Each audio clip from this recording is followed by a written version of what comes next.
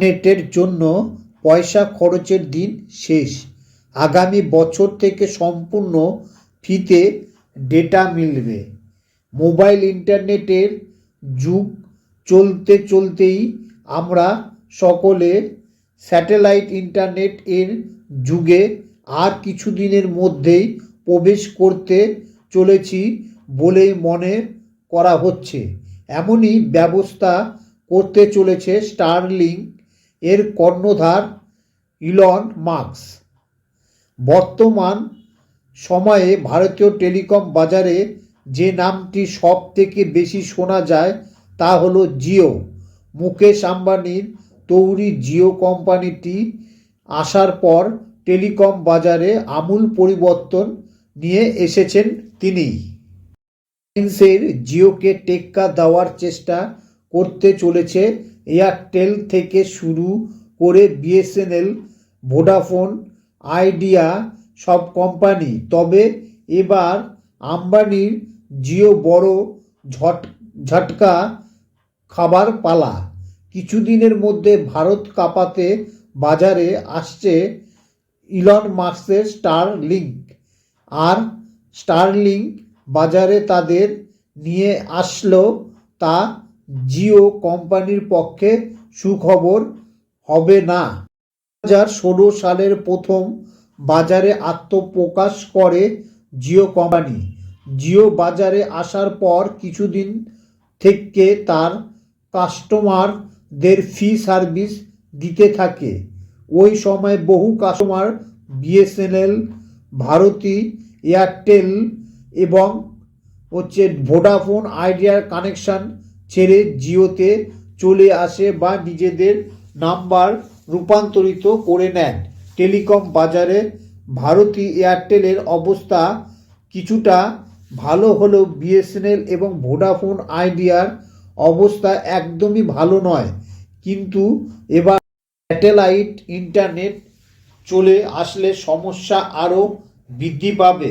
Telecom বাজারে জিও একছত্র আধিপত্য চালালেও সম্প্রতি এই কোম্পানির দিকে এক বড় ধরনের ঝাটকা আসতে চলেছে।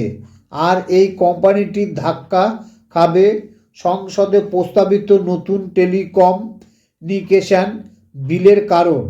অনেক দিন থেকে একটি গুঞ্জন শোনা যাচ্ছিল যে বিশ্বের সবথেকে ধনী ব্যক্তি ইলন মাস্ক তার স্টারলিংক স্যাটেলাইট ইন্টারনেট নিয়ে ভারতের বাজারে প্রবেশ করবেন। তবে ইলন মাস্কের স্টারলিংক এর স্যাটেলাইট ইন্টারনেট প্রবেশ করার পথে আরও প্রশস্ত করে দিল টেলিকমিউনিকেশন বিল 2023।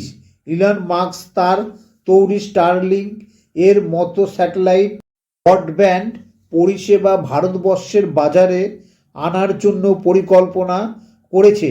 তবে তার পরিকল্পনায় এতদিন পর্যন্ত বাধা হয়ে দাঁড়িয়েছিল স্পেকট্রাম লাইসেন্স।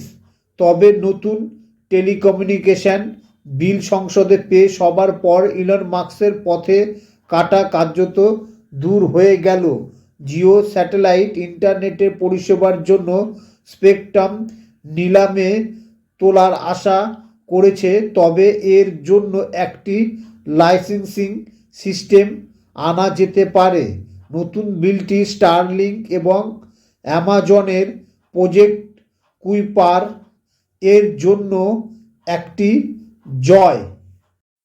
নিলামের প্যাটার্নটি বিদেশি সংস্থাগুলিকে আরও বেশি ব্যয় করতে এবং বিনিয়োগ করতে সাহায্য করেছে, যার মাধ্যমে তারা স্যাটেলাইট ইন্টারনেট নিয়ে আসতে পারবেন। এর আগে রিলায়েন্স কেন্দ্র সরকারকে জানিয়েছিল যে নিলামেই হলো একমাত্র সঠিক উপায় বিদেশি স্যাটেলাইট পরিষেবা সরবরাহকারী ভয়েস এবং ডেটা পরিষেবার সাথে পুরনো টেলিকম সংস্থাগুলির সাথে প্রতিযোগিতা করতে পারে। পরিষেবা যায় নিলামে সুযোগ সকলেরই রয়েছে। বিদেশি সংস্থাগুলি একটি লাইসেন্স পদ্ধতির দাবি জানিয়েছিল, কারণ নিলামে খরচ এবং বিনিয়োগের পরিমাণ অনেকটা বেড়ে যায়। তবে ভারতের স্টারলিংক কবে তাদের স্যাটেলাইট ইন্টারনেট পরিষেবা দেওয়ার শুরু করবে সেই বিষয়ে রয়েছে সকলের নজর। আর এছাড়াও কি তারা বিনামূল্যে এই পরিষেবা দিতে চলেছে কিনা সেই দিকে তাকিয়ে অনেকেই এই নতুন প্রযুক্তিটিতে নিয়ে সকলের মধ্যে এক নতুন উৎসাহ সৃষ্টি হয়েছে বলে মনে করছেন অনেকেই।